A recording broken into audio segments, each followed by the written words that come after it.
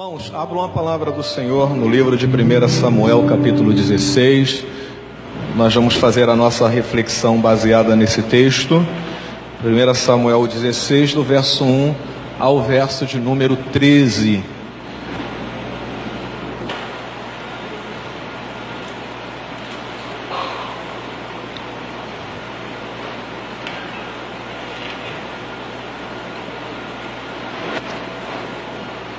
Amém? Diz assim a palavra do nosso Deus: Samuel é enviado a Jessé. Disse o Senhor a Samuel: até quando terás pena de Saul, havendo eu rejeitado, para que não reine sobre Israel? Enche um chifre de azeite e vem, enviar-te-ei a Jessé, o belemita, porque dentre os seus filhos me provide um rei. Disse Samuel: como irei eu? Pois Saul saberá e me matará. Então disse o Senhor: toma contigo um novilho e dize: vim para sacrificar ao Senhor. Convidarás Jessé para o sacrifício, e eu te mostrareis o que há de fazer, e ungir-me-ás a quem eu te designar. Fez, pois, Samuel o que dissera o Senhor, e veio a Belém. Saíram-lhe ao encontro os anciãos da cidade, tremendo, e perguntaram: é de paz a tua vinda? Respondeu ele: é de paz. Vim sacrificar ao Senhor. Santificai-vos e vinde comigo ao sacrifício. Santificou ele a Jessé e a seus filhos, e os convidou para o sacrifício.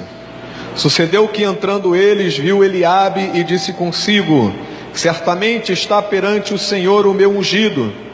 Porém o Senhor disse a Samuel: não atentes para a sua aparência, nem para a sua altura, porque o rejeitei. Porque o Senhor não vê como o homem vê o exterior, porém o Senhor o coração. Então chamou Jessé a Abinadab e o fez passar diante de Samuel, o qual disse: nem a este escolheu o Senhor. Então Jessé fez passar a Samá, porém Samuel disse: tampouco a este escolheu o Senhor. Assim fez passar Jessé os seus 7 filhos diante de Samuel. Porém Samuel disse a Jessé: o Senhor não escolheu estes. Perguntou Samuel a Jessé: acabaram-se os seus filhos? Ele respondeu: ainda falta o mais moço, que está apacentando as ovelhas. Disse, pois, Samuel a Jessé: manda chamá-lo, pois não nos assentaremos à mesa sem que ele venha. Então mandou chamá-lo e fê-lo entrar. Ele era ruivo, de belos olhos e de boa aparência. Disse o Senhor: levanta-te e unge-o, porque este é ele. Tomou Samuel o chifre de azeite e ungiu no meio dos seus irmãos. E daquele dia em diante o Espírito do Senhor se apossou de Davi. Então Samuel se levantou e foi para Ramá. Amém. Senhor, oramos e te agradecemos pela tua presença neste lugar. E pedimos a capacitação do teu Espírito Santo, para que o Senhor ministre aos nossos corações nesta manhã. Oramos e te agradecemos em nome de Jesus. Amém, Senhor. Amém. Amados, eu tive a oportunidade de falar sobre esse texto alguns meses atrás, e falei sobre algumas características importantes na vida do cristão, e gostaria de ressaltar algumas outras características que são fundamentais. Mas eu gostaria de dizer para vocês que em um determinado momento eu vi alguém com uma camisa estampada, no qual havia uma frase, e nesta frase estava dito o seguinte: eu tenho o DNA de Deus. Não sei se você já viu alguém com uma camiseta parecida com essa, ou esta frase sendo colocada numa rede social. Mas aquilo me chamou a atenção, porque quando você fala em DNA, você fala de características que você recebeu dos seus ancestrais, não é? Dos seus pais, dos seus avós, daqueles que vieram antes de você. O DNA são aquele conjunto de informações, não é, que fazem o que você é hoje, não é? A cor do seu cabelo, a cor da sua pele, os seus olhos, não é? A sua estatura, tudo aquilo que tem a ver com a sua formação. Essa foi uma herança que veio através destas informações que nós chamamos de DNA. Então, quando alguém estampa na sua camisa que ele tem o DNA de Deus, ele está querendo dizer que a sua característica ou a sua vida, ela recebeu, não é, de Deus, algumas informações ou algo que nós temos que pertence ao nosso Pai, não é? Que é o nosso Deus. Isso é uma expressão muito forte e é uma expressão não que não seja verdadeira, mas é uma expressão que nos faz pensar e meditar nas características do cristão. Afinal de contas, a Bíblia nos chama de filhos de Deus, não é? A Bíblia diz que todos aqueles que o receberam, deu-lhes o poder de serem conhecidos, de serem chamados com o nome de filhos de Deus.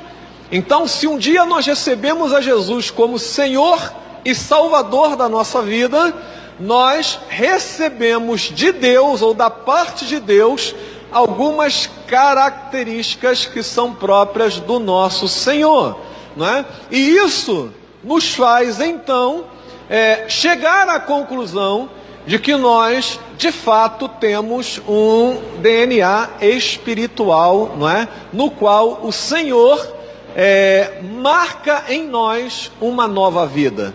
O crente, ele morre para o pecado, ele morre para o mundo, e a Bíblia chama a nossa conversão com um outro nome. A conversão do crente, a Bíblia chama de um novo, o quê? Novo nascimento. Então, aquele que entrega a sua vida a Jesus como Senhor e Salvador da sua vida, a Bíblia nos ensina que ele nasceu de novo. E ao nascer de novo, ele traz em si as características do seu Pai, as características do seu Deus. Nós somos criados à imagem e semelhança do Senhor. Esta imagem e semelhança foi perdida no pecado. Quando os nossos pais pecaram, esta imagem ficou arranhada. E quando nós então recebemos Jesus como Senhor e Salvador da nossa vida, esta imagem é novamente restaurada dentro de nós. O texto que nós acabamos de ler, irmãos, fala de uma passagem interessante da escolha de Davi como rei de Israel, em substituição ao primeiro rei escolhido pelo povo, chamado Saul. Há uma diferença aqui. Saul foi escolhido pelo povo, Davi foi escolhido por Deus. E é interessante a gente pensar neste chamado, porque no momento que Samuel se apresenta na casa de Jessé, algumas posturas, tanto de Jessé como da família de Davi, mostram as características de um cristão verdadeiro. Se eu e você temos o DNA de Deus, se eu e você devemos ter, não é, aquelas características que apontam para Deus, e se a palavra cristão significa pequenos cristos, porque nós, como os discípulos, devemos ser identificados com Cristo, não é? Então nós devemos nutrir determinadas características. Uma delas que eu gostaria de meditar com vocês agora é que o crente tem que estar em sintonia com a vontade de Deus. Se você é filho de Deus, você tem que estar em sintonia com a vontade do seu Pai. Nós não podemos, irmãos, amar aquilo que Deus detesta, e nem podemos odiar aquilo que Deus ama. Há uma sintonia entre a vontade do Pai e a vontade do Filho. E isso é algo que nós devemos trabalhar na nossa vida. Se você pegar o versículo 1 do capítulo 16 de 1 Samuel, você vai ver Deus falando para Jessé o seguinte: até quando você vai ter pena de Saul? Porque eu já rejeitei Saul. Saul não faz parte mais da história dos reis de Israel. Saul foi um homem que errou muito na minha presença. Saul foi idólatra. Saul foi pecador. Saul deixou de obedecer quando deveria obedecer. Eu rejeitei a Saul e você precisa rejeitá-lo também. E Deus faz uma pergunta, então, não é para Jessé, ou melhor, para Samuel: até quando você vai ter pena deste homem que eu rejeitei? Isso é algo importante, irmãos, para a vida do cristão, porque na realidade, amar o que Deus ama não é fácil, tendo em vista a nossa natureza pecaminosa, que nos leva a tender a gostar de coisas que Deus detesta. E aí é uma luta que o apóstolo Paulo vai dizer para nós: a luta da carne contra o espírito, quando a nossa carne procura satisfazer aquilo que os nossos olhos querem, não é? E nós, espiritualmente falando, devemos buscar a vontade de Deus. Ali naquele momento, Deus estava ensinando um conceito que todos os seus filhos deveriam aprender. No momento que Jessé, ele olha, não é, para os filhos, ou melhor, no momento que Samuel olha para os filhos de Jessé, e aí vê aqueles homens de guerra fortes, bonitos, não é? Aqueles homens que qualquer um diria: esse será o rei de Israel, não é? Ali Samuel estava desejando algo que Deus não queria. Deus queria o mais moço. Deus queria aquele que não estava ali na sala, mas estava pastando as suas ovelhas no campo. E o que Deus queria não estava em sintonia com o que Samuel queria. Samuel queria o mais forte. Samuel queria o guerreiro. Quando os olhos de Samuel bateram no primeiro, ele disse: esse com certeza será o rei de Israel. E aí Deus, não é, com um banho de água fria, diz para ele assim: olha, não atentes para a sua aparência, nem para a sua altura, porque Deus não vê como o homem enxerga o exterior, mas Deus sonda o coração. Deus estava falando claramente para Samuel: Samuel, aprenda a andar em sintonia comigo. O que eu amo, o que eu quero, você tem que querer. O que eu odeio, você tem que odiar. Sabe qual é o grande problema hoje, irmãos? O grande problema hoje é que nós queremos amar o que Deus ama e amar também o que o mundo ama. E a Bíblia diz que todo aquele que ama o mundo, o amor do Pai não está nele. Não é possível nós sermos filhos de Deus e amarmos aquilo que o mundo ama, amarmos as facilidades que o mundo nos dá, amarmos as diversões que o mundo nos faz para desviar o nosso foco daquilo que é mais importante na vida do cristão, que é a sua comunhão com Deus. É por isso que muitas vezes você vê pessoas, não é, que até a própria igreja ou outras pessoas brincando dizem, não é, que são os crentes raimundos, um pé na igreja e um pé no mundo, não é? Está louvando a Deus com seus lábios na casa do Senhor, mas quando tem a oportunidade, pinta e borda lá fora, faz o que bem entende, oferece o seu corpo, não é, aos prazeres que o mundo oferece.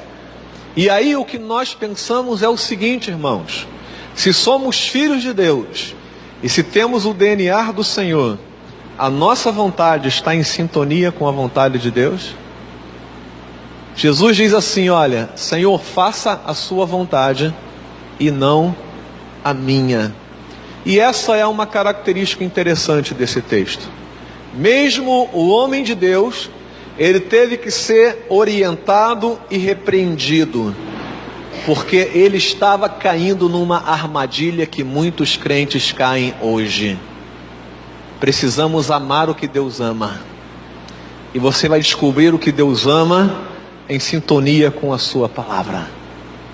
Quando você abre a palavra de Deus, quando você estuda a palavra de Deus, você vai descobrir o que Deus ama, e aí você vai poder estar ali buscando a vontade do Senhor. É interessante quando a gente começa a se afeiçoar com uma pessoa, e você quer namorar aquela pessoa, você fala assim: aquela ali vai ser minha futura esposa, aquele ali vai ser meu futuro marido, vou orar para isso, né? Você começa a querer descobrir, não é?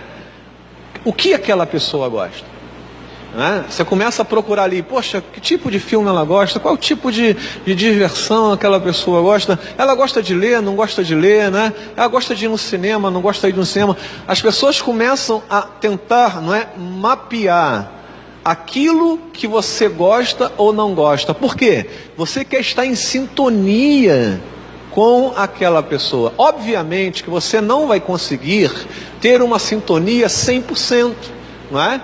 Tem gostos que o namorado gosta de uma forma, a namorada gosta de outra, ou o marido gosta de uma maneira, a esposa gosta de outra, mas naquele momento aonde você quer se aproximar daquela pessoa, pretendendo ter um relacionamento mais perto, mais próximo, mais íntimo, o que você quer de fato é conhecer a vontade, aquilo que agrada, para que você agrade também. Isso, irmãos, é aquilo que a gente chama, não é, de sintonia. E o crente precisa ter sintonia com o seu Deus. O filho precisa estar em sintonia com seu pai.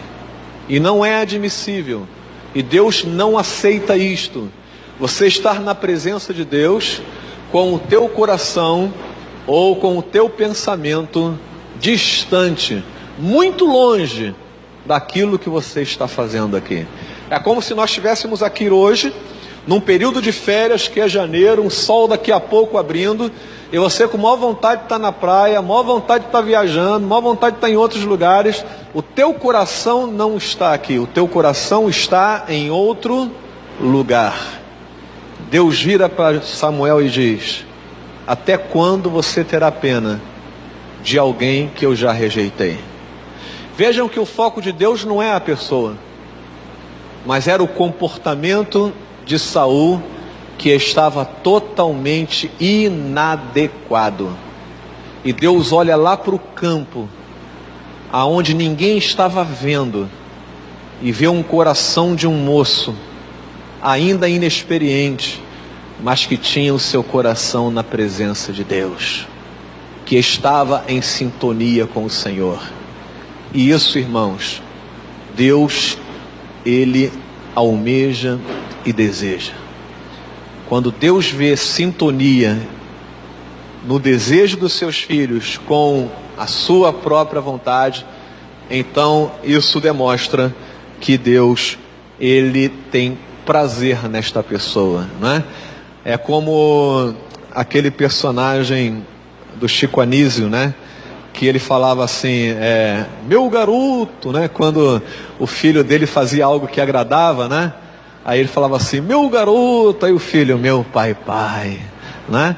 Havia ali, mesmo numa esquete de humor, né? Uma sintonia e o prazer do pai em ver o filho fazendo algo que lhe agradasse. E isso é algo tremendo, irmãos. Por isso, nesta manhã, pense nisso. Eu poderia trazer aqui muitas outras lições, mas o tempo não nos permite.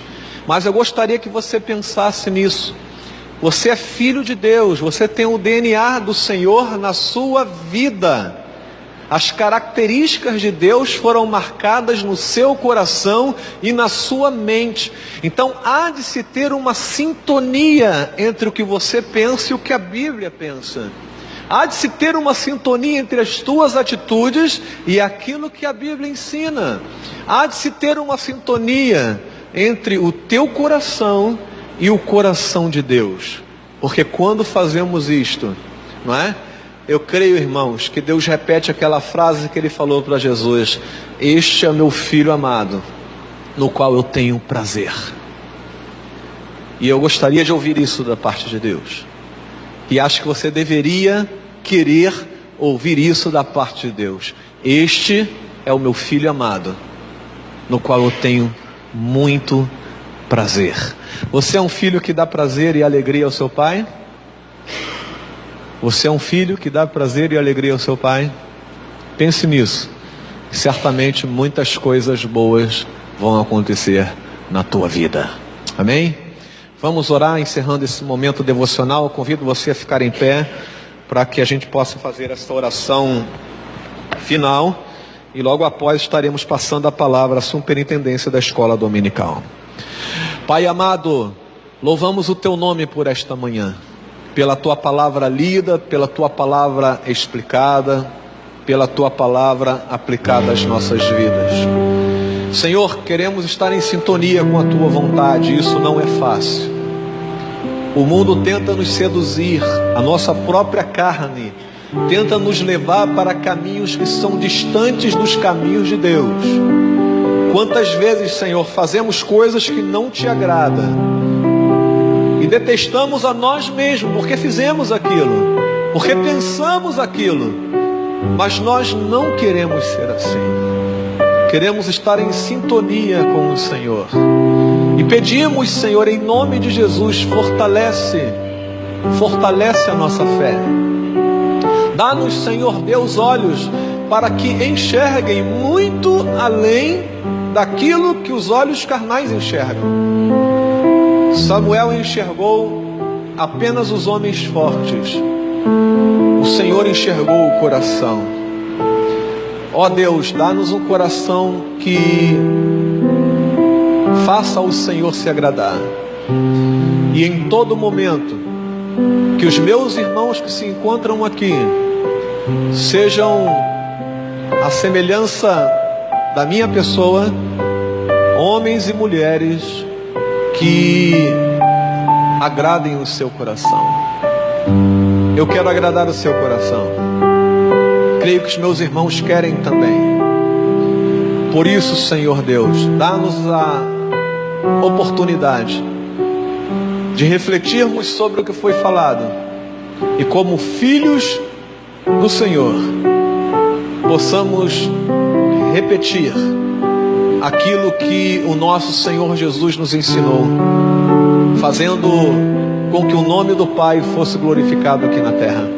Nós oramos e te agradecemos e entregamos em tuas mãos a vida da tua serva Bernadette, que sabemos não está passando bem nesta manhã. Esteja com ela, Senhor, abençoe a sua saúde, cuida dela. E nesse período que vamos estudar a sua palavra em escola dominical, pedimos a sabedoria para entendermos a tua vontade para as nossas vidas. Nós oramos e nós te agradecemos em nome de Jesus. Amém, Senhor Deus. Amém. A igreja pode assentar, irmãos. E antes de passarmos a palavra para a escola dominical, apenas um aviso: nós ainda temos algumas vagas, poucas vagas para o retiro. E queremos convidar você que ainda não se inscreveu no retiro para estar conosco. Nosso retiro acontecerá, no período do carnaval. Nós estaremos indo para o distrito de Dorândia, que fica perto de Piraí, não é isso? Perto de Barra do Piraí, um lugar agradável, uma pousada, não é? Maravilhosa. As vagas que nós temos são vagas de cama, as vagas de colchonete já acabaram. E o valor do nosso retiro, né, que começa na sexta-feira e vai até a quarta-feira de cinzas, é de R$510. Se você for ver, não é, um lugar onde você vai ter que pagar aí 4 diárias, com café da manhã, almoço, lanche da tarde, janta, com um período de diversão e ainda 2 períodos de estudo da palavra, está muito em conta, irmãos. Transportes, não é? Está muito em conta. Então, é a oportunidade que você tem de passar um período agradável, comunhão com seus irmãos e também, não é, sendo ministrados na presença do Senhor. R$510. Nós tivemos a oportunidade de parcelar até em 7 vezes, agora não é possível mais, não é? Porque já estamos à beira do retiro, então há necessidade então daqueles que desejarem ir, quitarem, não é, numa única parcela, tá bom? Então está aí a oportunidade de você estar conosco. Ainda tem algumas vagas oriundas de desistência. Pode ser dividido se for no cartão de crédito. Se for no cartão de crédito, há a possibilidade. Se não, tem que ser à vista. Obrigado, Kelly, pela lembrança, né? Então, com a palavra, a superintendência da Escola Dominical.